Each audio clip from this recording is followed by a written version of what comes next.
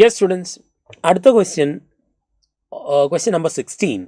Question number 16 വളരെ സിമ്പിളായിട്ടുള്ളൊരു question. അത് ഏത് ചാപ്റ്റർ എന്നാന്ന് ചോദിച്ചാൽ നമുക്ക് 2 ചാപ്റ്ററിൻ്റെ പേര് പറയാം. ഒന്നുകിൽ അത് പീരിയോഡിക് ക്ലാസിഫിക്കേഷൻ എന്നുള്ള ചോദ്യം എന്ന് പറയാം, അല്ലെങ്കിൽ പി ബ്ലോക്ക് ഉള്ള ചോദ്യം എന്ന് പറയാം.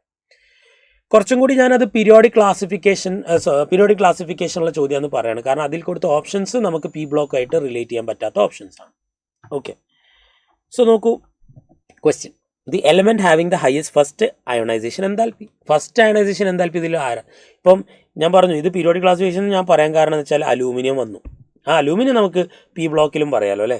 Yes, silicon. അപ്പോൾ ഇത് പി ബ്ലോക്ക് തന്നെ. ഓപ്ഷൻസ് എല്ലാം പി ബ്ലോക്കിൽ നിന്ന് തന്നെയാണ് വന്നിരിക്കുന്നത്. So my mistake. നോക്കുക, അപ്പോൾ ഇത് P block or periodic classification രണ്ടിലും നമുക്ക് പറയാൻ പറ്റുന്നതാണ്. ഇതിൽ ആർക്കാണ് ഹയസ്റ്റ് അയണൈസേഷൻ എൻതാൽപ്പി ഉള്ളത്? ഹയസ്റ്റ് അയണൈസേഷൻ എൻതാൽപ്പി എന്തായാലും ലോവസ്റ്റ് പീരീഡിലുള്ള ആളാണ്. അപ്പോൾ ഇതിൽ ഇവനും അലൂമിനിയം സിലിക്കണൊക്കെ ഏത് പീരീഡിലാണ് വരുന്നത്? 4th പീരീഡിലാണ്, 3rd പീരീഡിലാണ്. അപ്പോൾ ഇവിടെ 2nd പീരീഡിൽ 2 പേരുണ്ട്. അപ്പോൾ അവർക്കായിരിക്കുമല്ലോ ഒബ്വിയസ്ലി എന്തായിരിക്കുക അയണൈസേഷൻ എൻതാൽപ്പി ഉണ്ടാവുക.